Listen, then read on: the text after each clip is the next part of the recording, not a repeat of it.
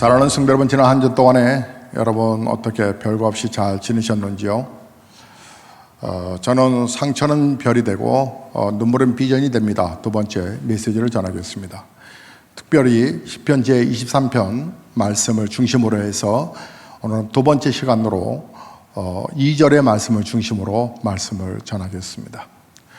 여러분은 가끔 신앙적인 회의, 신앙적인 어떤 우울증, 신앙적인 공허감, 신앙적인 공황장애와 같은 무력함을 느끼신 적은 없으신지요? 이 정도 기도했으면 코로나 백신이 만들어지던 질병이 떠나가던 해야 될 거 아닐까요? 그런데 어느 때까지 우리는 이런 불편함을 계속 감수해야 될까요? 저는 생각했습니다. 비대면 현재 우리가 예배를 드리고 있지만 만약에 영상이라고 하는 이 대체 문화, 이 문명이 없었다면 그러면 우리는 오늘 어떻게 예배를 드려야 했을까라고 하는 부분입니다. 그렇다면 분명히 다 모여서 예배 드릴 겁니다. 물론 마스크도 써야 되겠죠. 지난주 화요일인가요? 수요일인가? 여러분 1호선이 문제가 생겨서 약 1시간 동안 아침에 출근에 큰 문제가 있었습니다. 신기한 것은 그런 불편함을 겪었음에도 불구하고 방송 뉴스에는 안 나왔죠.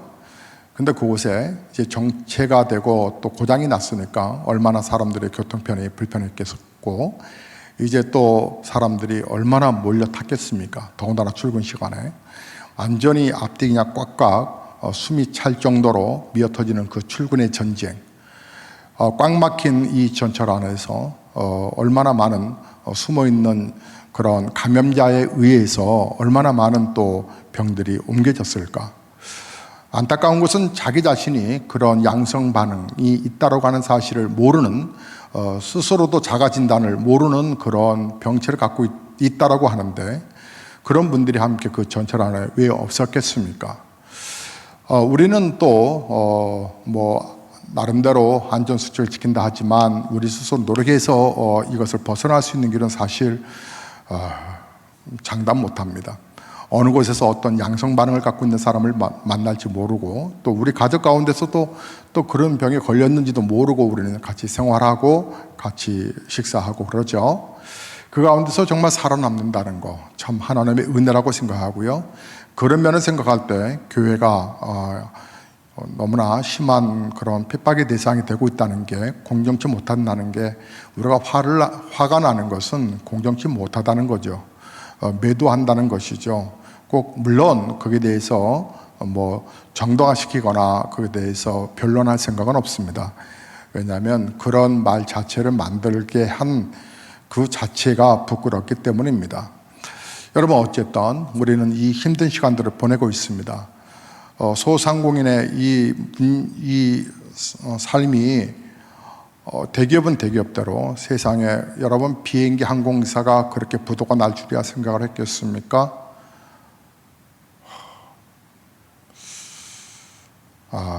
우리 이장로님이 이때 돈이 있었으면 그 비행사 그냥 딱 인수하면 참 좋은데. 여러분, 또 대기업은 대기업이지만 또 소상공인들은 상당히 버겁습니다. 딸아이한테 들었습니다. 어느 설빙이라고 하는 회사인데요. 건국대학교 앞에 있는 이 설빙 카페는 하루에 매출이 1,000만 원이랍니다. 하루. 그런데요, 지금 40만 원, 50만 원, 그 배달, 완전히 폭삭. 또 석촌호수 근처에 그 설빙 카페가 있는데, 그 설빙점에 하루에 매출이 평균 그냥 700, 800 하루. 근데 지금 30, 40. 월세가 궁금해서요. 월세를 어떻게 낸다니 하니까 건국대학은 그 대학교 앞에 그 지점은 2,500만 원 월세를 낸답니다. 아니, 도대체 건물이 얼마나 평수이길래 도대체 2,500을 낼까? 그런데 여러분 버티겠습니까? 하루에 30만 원, 40만 원, 50만 원 벌어서. 자, 뭐 그래도 그것은 버틸 수 있는 그동안에 쌓아놓은 돈이 있으니까 버티겠지만 그보다 더 힘들게 살아가는 소상공인들이 얼마나 많습니까? 여러분들도 마찬가지시죠? 상당히 버겁습니다. 어느 때까지 이게 풀어질까요? 어느 때까지? 오늘 본문의 말씀에는 우리 하나님께서 우리를 푸른 초장, 쉴만한 물가로 인도하신다고 그랬는데 지금 여러분이 있는 곳이 푸른 초장이십니까? 쉴만한 물가이신가요? 아니시죠? 힘드시죠? 근데 어느 때까지 이것이 풀어가야 되느냐는 것입니다. 성경을 묵상하던 중에 시편 제 13편을 열었습니다. 한번 보실까요? 13편을 열겠습니다. 시편 제 13편은 어쩜 우리의 형편을 그렇게 표현해 주고 있는지 위로가 되었습니다. 자, 13편 1절과 2절입니다. 1절과 2절 다 함께 읽겠습니다. 여호와여, 어느 때까지이니까 나를 영원히 잊으시나이까?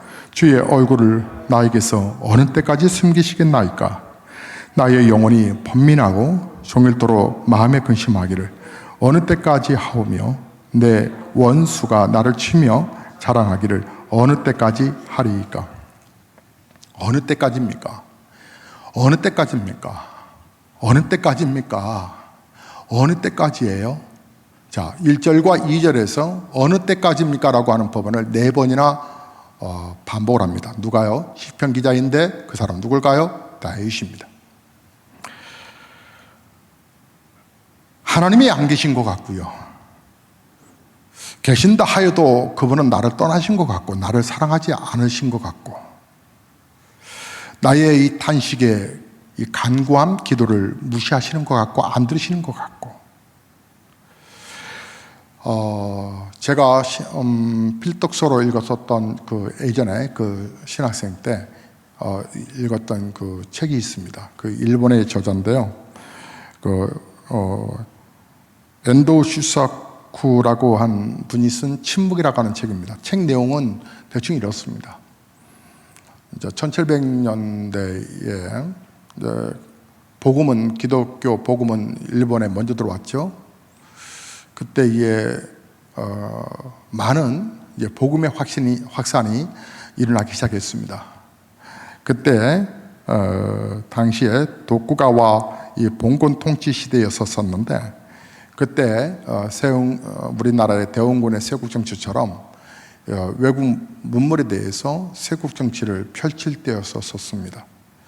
그러니까 기독교의 복음을 받아들이지 못한 정부, 그래서 수많은 그리스도인들이 핍박을 당하게 되고 심지어 그들이 이제 그게 몇 년 전에는요 그 책을 바탕으로 해서 이제 영화로도 나왔어요. 그 제목은 잘 생각 안 나는데 제가 그 영화를 봤는데 이제 그 집에서 이렇게 보는 프로로 봤는데 제목이 잘 생각 안 나는데 책 내용을 똑같이 해서 이제 영화를 만든 내용입니다. 크리스찬들을 죽이는 방법이요 섬뜩합니다. 일본 사람들 또 잔인하게 죽입니다. 인상적인 것은 그 바다에 나무 틈 사이, 그러니까 돌 바위 틈 사이에 십자가를 만들어서 사람을 이렇게 묶어 놓습니다. 그리고 이제 바닷물이 들어올 때에 그 바위에 그 높은 파도가 덮어서 그 물결이 사람을 이렇게 덮습니다.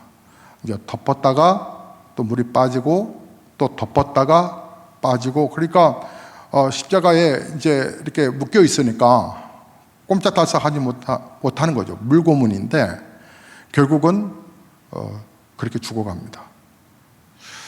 당시에 그 네덜란드 그 선교사가 그 언덕 위에서 그 참혹한 현장들을 보게 됩니다. 그뿐만 아니라 그 침묵이라고 하는 책 속에는 크리스찬들을 죽여가는 그 모습이 아주 잔인하게 아주 죽여갑니다. 그저 사람을 목매달아 죽이는 것뿐만 아니라 그 사람이 떨어질 때 이제 숨이 지면 이제 고통 속에서 거의 숨이 끝날 때쯤 되면 밧줄을 딱 잘라버립니다. 그럼 그 밑에 큰 쇠꼬챙이 같은 그런 창살들이 있는데 그 안에 긴 창살들이 발바닥에서부터 창장 내부를 쑤서 올라올 정도로 그렇게 죽입니다. 선교사는 네덜란드 그 당시에 선교사는 그 장면을 보고 하나님은 정말 살아계십니까? 살아계십니까 하나님? 그리고 그가 복음을 증거하다가 그럼에도 몰래 증거하다가 잡히게 됐을 때 그는 빨리 배교를 합니다. 나는 그렇게 이 고통을 참을 수 없습니다. 하나님, 저는 배교합니다. 만약에 이게 오늘날 우리의 시대에 그렇게 신앙적인 부분에 핍박이 온다면 목사부터 어떻게 하게 될까? 여러분 1980년대 광주 민주화 운동 때에 지금은 뭐 남아있는지 모르겠습니다. 제가 연세대학교 그 대학원 그 공부할 때에 채플실 한쪽 벽면에 이런 기도문이 하나 있었습니다. 광주 민주화 운동 때에 그때에 한 신학생이 기도문을 쓴 내용적인 부분이 한쪽 기둥에 있었습니다. 내용이 이런 겁니다.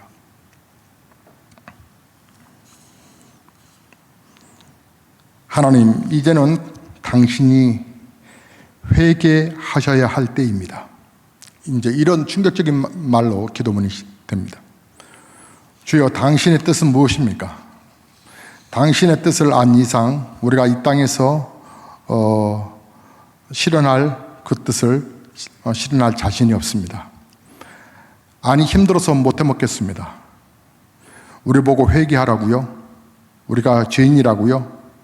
정말 울며 불며 회개할 것은 당신이요, 죄인 중에 죄인은 당신입니다. 우리 보고 하라 말고 당신이 한번 이 땅에서 당신 하고 싶은 대로 해보세요. 그래요.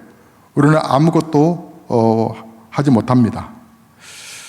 그런 당신은 무엇을 했습니까? 독재자가 백주 대낮에 수천 명을 학살하는 광주에서 당신은 무엇을 했나요?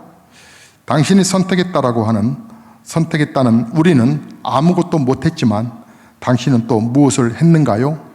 우리를 시키지 말고 당신이 직접 해보라니까요. 정말 회개할 것은 당신의 실패작인 우리가 아니라 아무것도 하지 않는 하나님 당신, 바로 당신 야훼 하나님입니다. 불쌍한 하나님, 우리 같은 것을 앞세워 하나님 나라를 만들겠다라고 하신 하나님, 당신이 그래도 절 사랑한다면 이 길로 가다가 변절하기 직전에 죽여주십시오. 그렇게 사랑하셔서 당신이 죽인 예수 그리스도의 이름으로 기도 올립니다. 하나님께 도전적인 그런 기도문이었을 겁니다.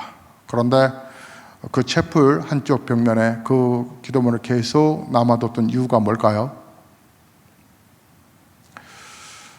오늘날 이 코로나19뿐만 아니라 우리의 생활을 구체적으로 이렇게 힘들게 할 뿐만 아니라 교회가 초유상 우리나라 기독교 복음의 역사상 그리고 세계 교회의 역사상 단 한 번도 예배가 중단되거나 이렇게 드려져 본 적이 없는 이 시대에 이것을 경험하게 되고, 그리고 먼 훗날 교회사는 계속 이어질 테니까 우리의 후손들이 바라봤을 때 그때에 우리의 자아성을 뭘로 표현해 남겨져 있을까? 하나님 지금 정말 왜 이러십니까? 우리가 언제까지 이렇게 정부로부터 비참한 그런 취급을 당할 뿐만 아니라 기독교의 권위가 이처럼 땅에 떨어질 뿐만 아니라 우리 성도들의 삶은, 그리고 이 나라 이 민족의 그 백성들의 삶은 언제까지 이렇게 비참해야 됩니까? 오늘 본문의 말씀에서는 여호와 하나님께서 우리의 목자가 되어 주시어 우리를 푸른 초장 쉴만한 물가로 인도하신다고 그랬는데 도대체 그 하나님은 어디 계신단 말입니까? 라고 반문을 아니할 수 없습니다. 정말 절망적인 상황이라고 말을 해도 우리는 그래 라고 아마 거부하지 못할 것입니다. 하지만 이 시편의 말씀을 쭉 읽어가다 보면 3절에서 이런 표현이 우리를 다시 시선을 모으게 합니다. 3절의 말씀을 보면 여호와 내 하나님이여 나를 생각하사 응답하시고 나의 눈을 밝히소서. 두렵건대 내가 사망의 잠을 잘까 하오며. 두렵건대 내가 사망의 잠을 잘까 하오며. 자신이 하나님을 잊고 부인하고 죽어버릴까 두려워합니다. 하나님의 영광이 가려울 것 같아서 그 가운데서도 또 그가 두려워합니다. 그래서 두렵건대라고 하는 말을 4절에서도 이어가지요. 두렵건대 나의 원수가 이르기를 내가 그를 이겼다 할까 하오며 내가 흔들릴 때 나의 대적들이 기뻐할까 하나이다. 두렵건대 3절의 말씀을 다시 한번 반복하여 단어를 반복하여 두렵건대. 그러나 이렇게 기도하던 다윗에게 놀라운 일들이 시작됩니다. 5절입니다. 우리 각 가정에서도 크게 5절 말씀 한번 읽어보실까요? 5절 13편 5절입니다. 나는 오직 주의 사랑을 의지하여 싸우리 나의 마음은 주의 구원을 기뻐하리이다. 또한 6절의 말씀을 보면 내가 여호와를 찬송하리니 이는 주께서 내게 은덕을 베푸심이로다. 그 절망적인 상황에서 하나님의 사랑을 의지하여 주의 구원을 기뻐하며 하나님을 찬송했다. 어떻게 이런 일들을 고백할까? 그렇다면 오늘 시편 제23편에서 말하는 제2절의 말씀을 이 말씀이 이런 것을 의미하는 것은 아닐까? 3절에서 우리가 하나의 힌트를 얻을 수 있는 것은 시편 제13편의 그 3절은 그가 고백하기를 나의 눈을 밝히소서. 다윗은 눈을 열어달라고 기도하죠. 나의 눈을 밝히소서. 그렇습니다. 눈이 열려야 합니다. 영의 눈이 열려야 합니다. 하나님의 비밀을 보게 되면 어떤 절망에서도 어느 때까지요? 어느 때까지입니까? 라고 반문하던 나에게 그 어느 때까지가 바로 이때를 향한 푸른 초장, 쉴만한 물가로 인도하시는 하나님의 손길이 있다라고 하는 것을 영적인 눈이 열려질 때야 그제서야 볼 수 있는 특권이라고 하는 것입니다. 우리는 사도행전 7장에서 스데반 집사님의 순교 장면을 보게 됩니다. 스데반 집사는 믿음이 좋고 성령 충만하여 칭찬받는 사람이었다지요. 그럼에도 불구하고 그가 그렇게 안타깝게도 복음을 전하다가 돌에 맞아 순교하는 모습, 이건 정말 하나님께 반문의 내용이 아닙니까? 하나님 왜 이러십니까? 정말 하나님 살아계신 겁니까? 믿음으로 살다가 젊은 날에 그렇게 죽어야 되겠습니까? 라고 하는 생각들 말입니다. 그러나 정작 본인인 스데반은 그렇지 않았습니다. 순교하는 그 순간 그 본인은 그의 얼굴이 하늘에 광명이 임하여서 빛이 났었다라고 말을 하죠. 눈이 열려 하나님의 나라를 바라보았다고 말합니다. 그리고 사도행전 그 7장 55절과 56절의 말씀을 읽어드리면 이렇습니다. 스데반이 성령 충만하여 하늘을 우러러 주목하여 하나님의 영광과 및 예수 그리스도께서 하나님 우편에 서신 것을 보고 말하되 보라 하늘이 열리고 인자가 하나님 우편에 서신 것을 보노라. 하나님의 나라를 바라보는 영의 눈이 열렸다는 것이죠. 하나님 나라를 보고 나니까 복음을 전하는 사명을 감당하다가 죽는 것이 감사할 수 있었고 그들을 위해서 우리여 기도할 수 있었다라고 하는 것이죠. 여러분 주기철 목사님의 기도문입니다. 마지막 설교 내용인데요. 설교문인데 기도문과 같습니다. 주님을 위하여 당하는 고난을 이제 내가 피하였다가 이 다음 주님이 너는 내 이름으로 평안함과 즐거움 그리고 그 영광까지 다 받아 누리고 내가 준 고난의 잔을 어찌하고 왔느냐 물으시면 나는 무슨 말로 대답하오리까?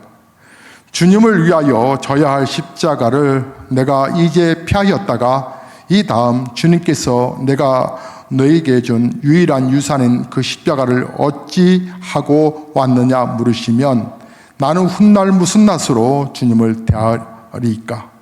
그런 거로 나는 일사각오의 신앙을 따를 뿐입니다. 사랑하는 성도 여러분, 믿음을 지켜가다가 신앙생활하면서 여러분 이해할 수 없는 삶의 역경에 우리가 처해 있을 때가 많지요. 너무도 오랜 기간에 해결되지 않는 문제로 인하여서 고통스러운 분이 계십니까? 그래서 하나님 언제까지입니까? 어느 때까지입니까? 라고 묻죠. 사랑하는 성도 여러분, 지금은 우리 모두가 정말 어렵습니다. 힘들고요, 버겁습니다. 하지만 영의 눈이 열리면 하나님께서 행하신 일들을 보게 되어서 그 고난 가운데서도 우리가 인내할 수 있게 되는 것입니다.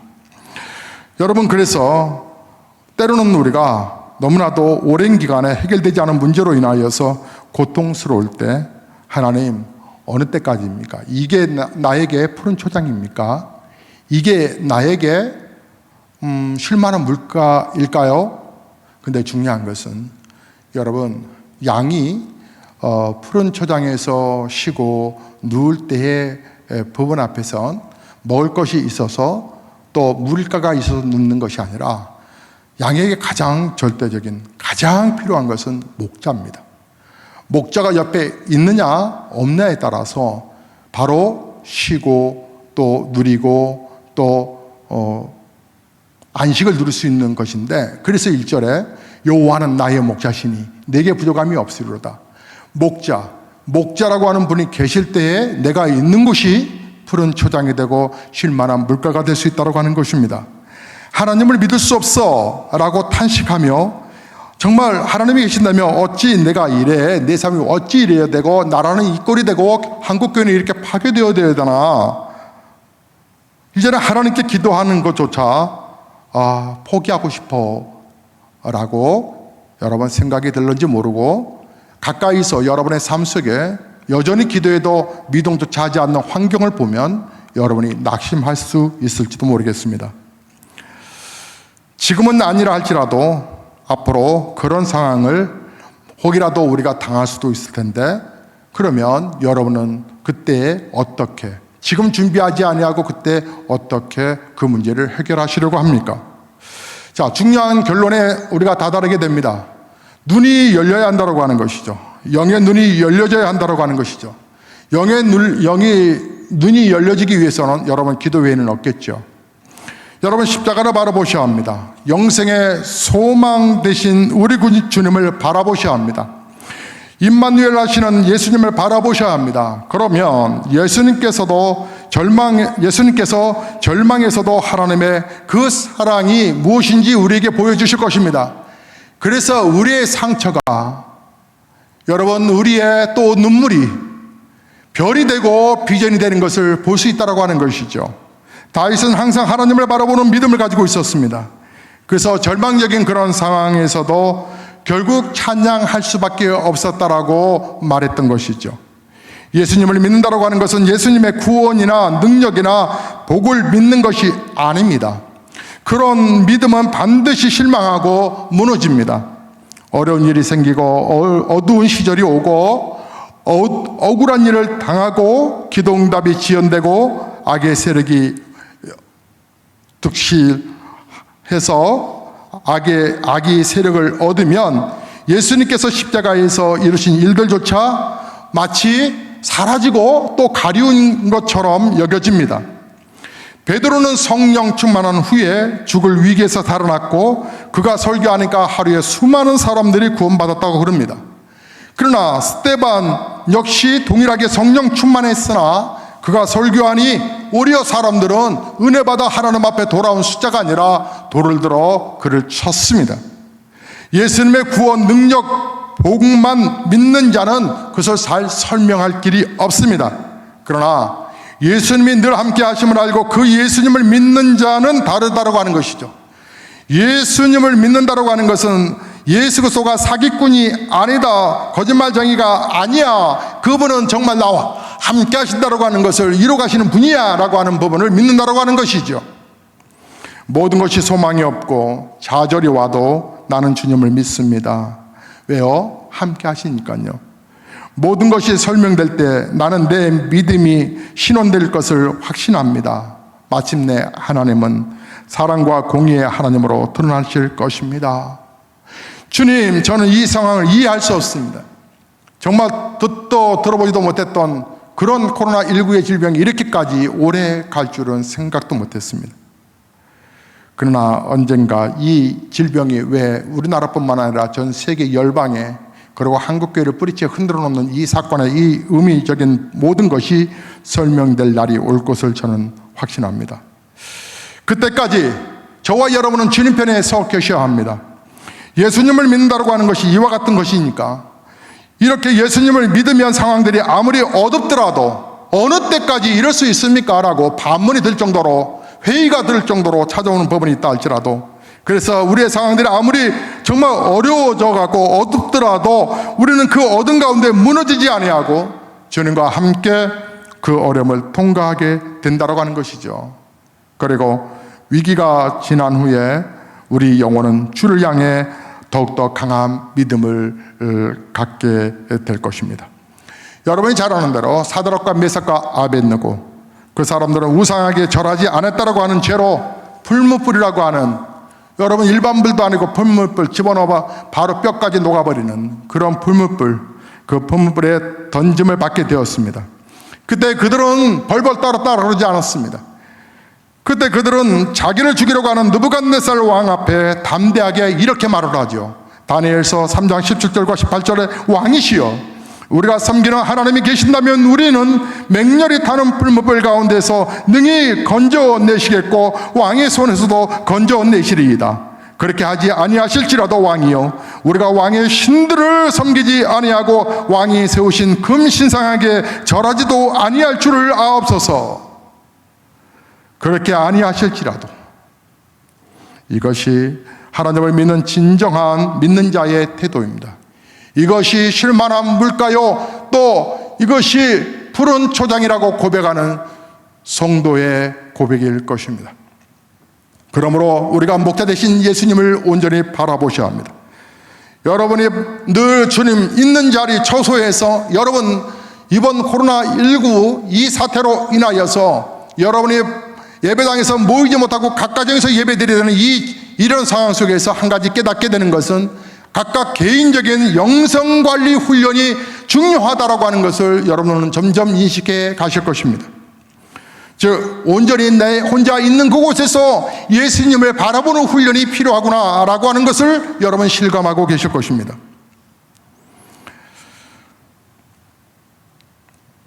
사랑하는 성도 여러분, 이해할 수 없는 상황 속에서도 예수님을 바라보며 늘 함께 하시는 하나님을 간증하며 살아가는 성도를 향하여서 하나님은 어떻게 바라보실까요? 하나님이 미소 지지 않으냐 하실까요? 우리는 상당히 버겁습니다. 상당히 힘든 시간들을 지나고 있습니다. 하지만 전능하신 하나님, 살아계신 하나님, 하나님을 향한 열정과 그 뜨거운 마음이 식지 아니하고 여전히 그 고난 가운데서도 어느 때까지 이르십니까? 라고 하는 반문이 있을지라도 돌이켜 다시 나의 영의 눈이 열려 하나님이 이러한 계획과 이런 뜻이 있으셨군요.